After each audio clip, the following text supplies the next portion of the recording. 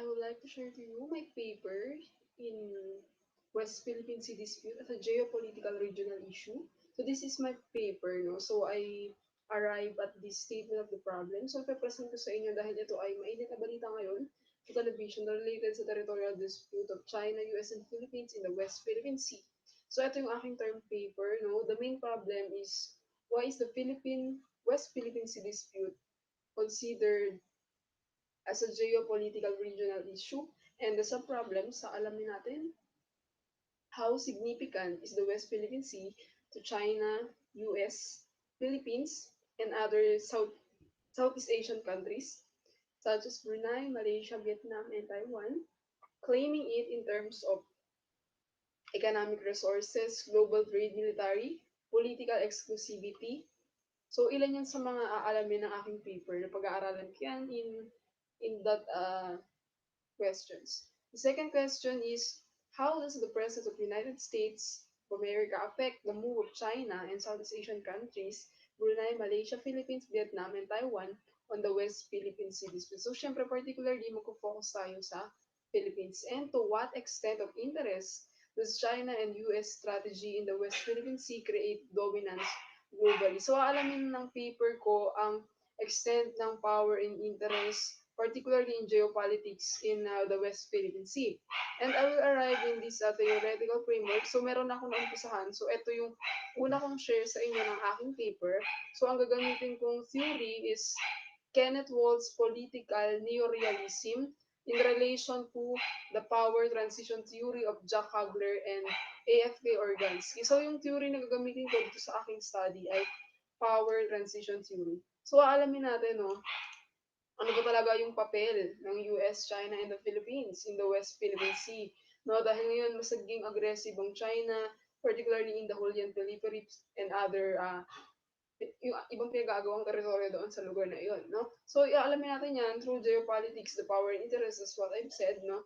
Island chain theory, cabbage strategy, game theory, no? At ilan pang relation na maaari nating iugnay in the COVID-19 kasi meron din yung kaugnayan particularly in the global trade resources na meron ng international arena pagdating dito sa dispute na ito. At the same time, we will clarify that the UNCLOS, yung napanalunan ng sinasabing napanalunan ng Pilipinas sa United Nations Conventions Law of the Sea in the International Tribunal Court in 2016, presented by uh, retired Associate Senior Justice Antonio Carpio noong 2013 in The Hague, Netherlands, so sa ITC, doon sa International Tribunal Court, malalaman natin na ito pala talaga ay walang visa or dahil hindi ito kinikilala ng China sa kanilang position paper, yung decision na nangyari doon na the Philippines has the sovereign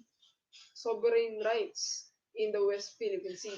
Yun ay nakapagbunga lamang ng limits ng interest ng ating claim. So, alam niya ng aking paper. No? Hindi naman tayo dito pro-China or DDS, but this paper will explain to you the reality. Kaya nga gagawin natin neorealism theory in applying the West Philippine Sea dispute. Bakit naging ganun ka-aggressive ang China?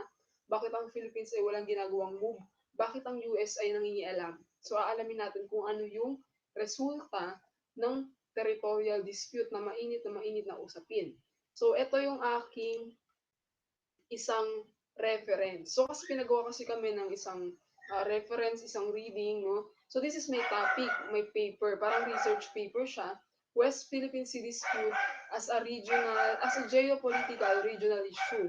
So, this is my presentation. Pinahanap kami ng isang RRL or yung review of related literature that will support my topic. So, particularly, syempre, ang pinili ko na is yung tungkol sa aking theoretical framework, neorealism and power transition theory, different branches of the power. Kaya alamin natin na yung pinanalo pala ng Pilipinas doon sa Netherlands, sa Hague, noong 2016, that really delimits our claim. So, mas nag-fight pa yun sa ating claim because hindi lang kasi China yung nandoon. Yung nagtatayo ng mga artificial islands in the West Philippine Sea.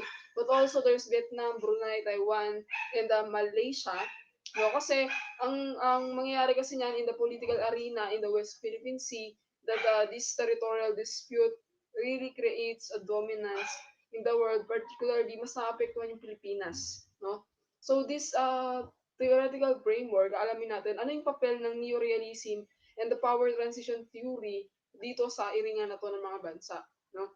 Uh, Further studies ako din, nagbago din yung aking pananaw dito, no, na sinasabi na dapat sa Pilipinas mapunta yung West Philippine Sea. Kasi napanalo na yan, ganito, ganyan, ganito ang nangyari. But, um, nung pinag-aaralan ko ito, na-realize ko na walang, na ganito talaga yung magiging eksena or the future result. Wala talagang laban ang Pilipinas dito sa West Philippine Sea kahit sinasabi natin na pinangalanan ng West Philippine Sea kahit na inaabuso ng China yung kapangyarihan niya, na inaangkan niya talaga yung teritoryo ng West Philippine Sea. So let us discuss no, kung ano yung neorealism and the power transition theory if we're going to apply in the West Philippine Sea territorial dispute. So as we know, neorealism is a theory. No? Ito ay isang, kaya nga neo-realism, neo bago siya. So this was developed in 1979 by Kenneth Waltz. No? He argues that great powers seek security in a self-help world. Ganun yung nangyayari sa West Philippine Sea ngayon. No? As we know that neorealism is that each state is responsible for its own survival and is free to define its own interests and to pursue power. Sabi ko nga sa inyo, may kaugnayan yung interest and power in relation to geopolitics. And it is an act in the pursuit of their own national interests, furthermore continuously struggling for more power. Ganun yung neorealism. Kaya yung China, nakikita ninyo, nagtatayo sila doon ng mga satellites, nagtatayo sila doon ng mga military for their security na pinapanindigan nila na sa kanila talaga yung territory. Kita nyo ang daming barko doon, mga barko, nandun yung mga coast guard nila, nandun yung iba't ibang military equipment or kanilang equipment to say to the world that West Philippine Sea is ours. Diba? Ganun sila ganun yung kanilang advocacy, ganun yung kanilang pinapanindigan na sa kanila yung West Philippine Sea. But we know that Philippines is very lacking to the equipment, the military equipment. Lumang-luma na yung mga barko ng Pilipinas. Aminin man natin na hindi natin kaya ipaglaban yung West Philippine Sea in terms of that security kasi nga, we are just a developing country lacking equipment no in such dispute. So, ganun ang panlaban kasi ng China, yung kanilang military and security. So, great powers, sabi nga nila, great powers seek security. Malalaman nyo ano ba yung papel ng US, ano ba yung papel ng China dito sa West Philippine Sea at ano yung magiging kahihinatnan ng Pilipinas kung patuloy natin igigiyat na sa atin ang West Philippine Sea. Kasi we know West Philippine Sea is part of our EEZ or the exclusive economic zone. No? So, syempre, kung mababasa niyo yung sa UNCLOS, the United Nations Convention of the Law of the Sea, that EEZ, when we say exclusive economic zone, no? Lahat ng bansa dyan ay merong freedom of navigation and exploitation of the resources. Meaning, walang nagmamayari ng West Philippine Sea. There's just a sovereign rights given for each for the Philippines. Kasi yung Philippines kasi yun yung pinakamalapit na coast o bansa doon sa West Philippine Sea. That's why meron siyang sovereign rights, not sovereignty. Pag sinabi kasi natin sovereignty, lahat, kasi yung ano kasi yung EEZ, the West Philippine Sea is an international water. Wala talagang nagmamayari noon. Kaya, ang mga bansa ay walang sovereignty or karapatan na pag may nag-owing pagmamayari nila yung territorial sea na yon because wala nagmamayari talaga in reality. Kaya meron lang silang karapatan, yung tinatawag nga nila sovereign rights, pero wala silang sovereignty na kanyahin yung lugar. Meron lang silang special rights to exploit in the resources, to explore, to navigate in that. So, ganun yung papalabasin natin dito sa ating research paper. No? So, kaalakit niyan, yung power transition theory kasi is anak ng neorealism. So, siya yung fruit, siya yung bunga ng neorealism. Pero ang gagamitin ko talaga in my research paper is the power transition theory. It is proposed by AFK Organsky and Jack Kugler in the 1980s. So, kung makita yung picture sa left, that is the power transition theory model wherein, according to this theory, that the international system is usually hierarchically ordered and with a dominant power at the top that creates and sustains the international order. Meaning, in the power transition theory, ilagay natin sa perspective ng West Philippine Sea, nandun ang US, nandun ang China, nandun ang Philippines. Because of uneven growth rates, new powers are regularly rising.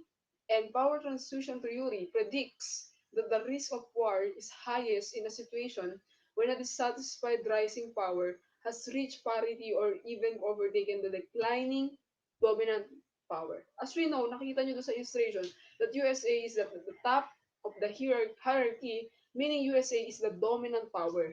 Makikita nyo yung mga ibang bansa, European Union, Brazil, uh, Argentina, India, Pakistan, China, Bangladesh, yan yung mga growing or growing powers. Particularly, specifically, sabihin na natin China is a great power na eto nagkakaroon ng competition eh. No? Yung USA, nakipag-compete siya sa China as we know that China is now the second global economy of the world. So, yung Japan medyo na-trigger na din, naging third na lang siya. Kasi actually, USA is the top global economy country. Tapos sumunod na ngayon yung China. Tapos naging pangatlo na lang yung Japan. Kaya yung Japan is nati-trigger siya sa China.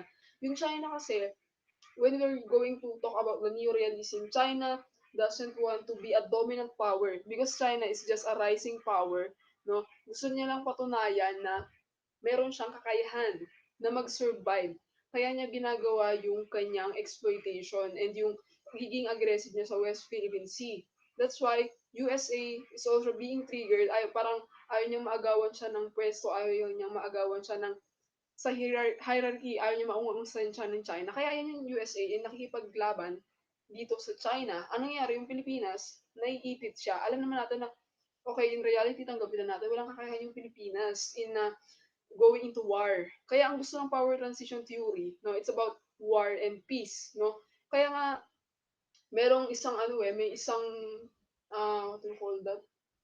Caricature ba yung tawag doon? Caricature. Yeah, para siyang sa editorial picture sa isang dyaryo that China wants to strategically join forces together in the West Philippine Sea. Let's exploit together, something like that. Because we know that EEZ, no one really owns the West Philippine Sea, but they have just the rights to exploit and navigate in that area. That's why Philippines is being at the middle, no? Itong USA tsaka itong China, sila ay nagkakaroon ng competition, no? Itong USA nagiging dissatisfied dominant power dahil natitrigger siya ng China. Ano nangyari, yung China naman, lumalaban naman ito ngayon through the security at pinapanindigan niya na sa kanya yung West Philippine Sea. So, ganun kaigting yung geopolitical power play in the West Philippine Sea today. Kasi itong USA, natatakot siya na maungusan ng China in the global economy. Kasi in China, as we know, China is really a big country with a big population also. Kaya nga, yung China is nag extend yung kanyang uh, strategic development pagdating sa sea kasi for survival. That's the main reason. Yun yung papatunayan natin dito sa research paper that the power interest has something to do with survival, particularly in China. Paano mo papakain yung mga 1.4 billion people in China? No, kaya ang nangyari, yung government in China is really seeking for survival by means of exploitation of resources. Kasi di ba syempre yung China, sabihin na natin, big country, landlocked siya. So ang tanging suporta na pwede niyang gawin sa bansa is to exploit yung sa may South China Sea sa baba ng bansa niya. And the seas under that. So that's why China is now extending its strategic development napunta na ng West Philippine Sea, particularly dito sa side ng Pilipinas. Kaya ang nangyayari niyan, yung China, for survival, wala na siya mapakain sa bansa niya kasi nga, dun sa baba ng bansa niya, particularly sa Hainan Province, no, yung tinatawag natin na malapit sa Paracel Islands, na talagang nakikipaglaban itong China sa Vietnam, they're in Paracel Islands, wala na silang medyo, sabihin na natin, naubos na yung resources, kaya nag extend yung power ng China to extend strategic development in the West Philippine Sea to gain resources, fishes, mga pagkain dagat. So somehow, ganun nakikita niya na magsusurvive yung kanyang country. So ganun kalupit itong power transition theory. Malalaman natin how does this theory really dissatisfied US by means of its triggerness to China and how China really wants to pursue its interests by means of giving security through the military forces it possess in the West Philippine Sea. And then, ang produkto kasi ng neorealism and the power transition theory is that there should be a balance in war and peace in the international system. Kasi alamin yun, pag nagkumpugan yung USA and China, as we know, Philippines is very crucial in that situation. No? War and peace is somehow the, sabihin na natin part of the solution, pero aalamin pa natin yan through of our research. No? So, ayun nga, power transition theory is the result or the fruit of neo-realism. So, power transition theory talaga yung gagamitin ko dito. And then, ito nga, nabanggit ko kanina, the power transition theory in the West Philippine Sea seeks to determine whether a country is satisfied or dissatisfied. So kung nakita niyo yung kanina, yung pangalawa kong statement of the problem, that how does the presence of US affect the move of China in the West Philippine Sea and other countries? Hindi lang China yung aggressive sa lugar na iyon. Meron ding group, nandiyan din ang Brunei, nandiyan din ang Vietnam, Malaysia, and Taiwan. So they are, kasi yung China kasi sabihin na natin, they are the sleeping giant. Talagang may kakayahan siya, particularly in the military forces. Pero kung makikita ninyo, meron ding mga artificial satellites or islands na tinatayo ang iba't iba pang bansa sa Southeast Asian region. No? The most powerful nations hold a position at the top of the global or regional hierarchy, which is the US, as what I've said earlier. No? And China and other nations triggered US for that. So alam naman na kasi natin yung US is allied siya ng Philippines. Kaya, meron kasi silang mutual defense treaty. So, kaya makikita ninyo sa balita, meron tayong mga balikatan exercises kung saan tinitrain along with the US forces, the Filipino soldiers, kung magkakaroon man ng war in the West Philippine Sea territorial dispute. Ang nangyayari niyan, natitrigger naman itong China. Kagabi nga lang ato yun ay may balita na the DFA Secretary Locsin, parang naging aggressive siya dun sa kanyang statement in the China Embassy wherein he said na naiipit kasi yung Pilipinas dun sa hiringa ng USA and China. So maaaring magkaroon ng pagbabago sa Mutual Defense Treaty kasi nga natitrigger yung China sa balikatan exercises na mayroon kung sakaling magusbong yung war. Wag naman sana no, yung World War III daw na sinasabi nila.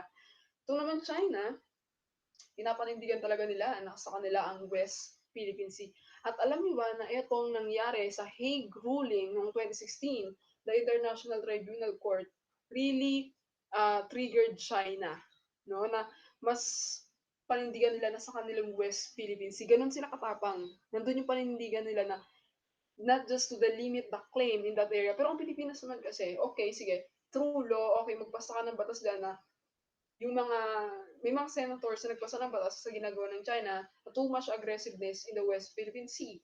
But it totally delimits the claim because Philippines has no capacity to protect the West Philippine Sea. Wala silang equipment, wala tayong equipment. Huwag na nating ipilit yun. Okay, huwag na nating ipilit yun.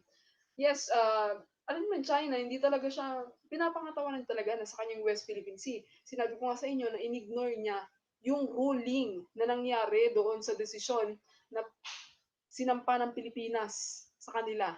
Hindi nila, parang, ano na yun nineglect nila. Talagang hindi nila tinanggap yun na amin ang West Philippine Sea. Meron kasi silang paninindigan. But how about the Philippines? So let's see what's going to be the result of my research paper. Furthermore, no, ito na, nabanggit ko sa inyo, ang ganda kasi, alam mo, ang ganda ng theory na nakuha ko na ito kasi talagang akamang-akma siya doon sa West Philippine Sea dispute. No? So, ang nangyayari, sabihin na natin, USA is the dominant power. No? So, ang challenger, sabihin na natin yung China, yun yung challenger. Parang, ano lang yan parang boxing lang yan. So, merong defender, merong challenger. So, US is the dominant power. No? The USA wants to preserve the stability in this international system na siya yung nasa pinaka-top ng hierarchical system in the global economy and other aspects, while China, the rising one, is the rise of the challenger. And China has been growing faster than the US. And this theory, the PTT, as we know, we will know that the rising power are found to be only slightly or not all dissatisfied. In China, hindi yan dissatisfied kasi nga, rising power, siya ang dissatisfied dyan na na-trigger ay yung US. No, malalaman natin yan. And ang pinakaalamin natin dito, paano kaya ma-maintain ng US ang kanyang position at ano naman ang gagawin ng China at paano naman naapektuhan ang Pilipinas sa issue na ito. So we will discover that. Yan.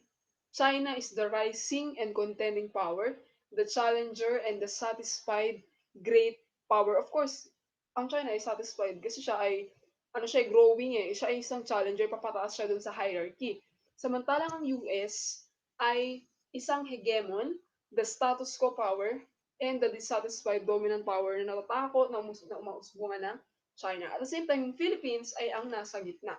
So kaya nga, meron tayong tinatawag na, ito yung favorite quote ko na masasabi kong akmang-akma doon sa issue ng West Philippine Sea. When elephants fight, it's the grass that suffers. No? Wherein, US and China are aggressively growing in the West Philippine Sea.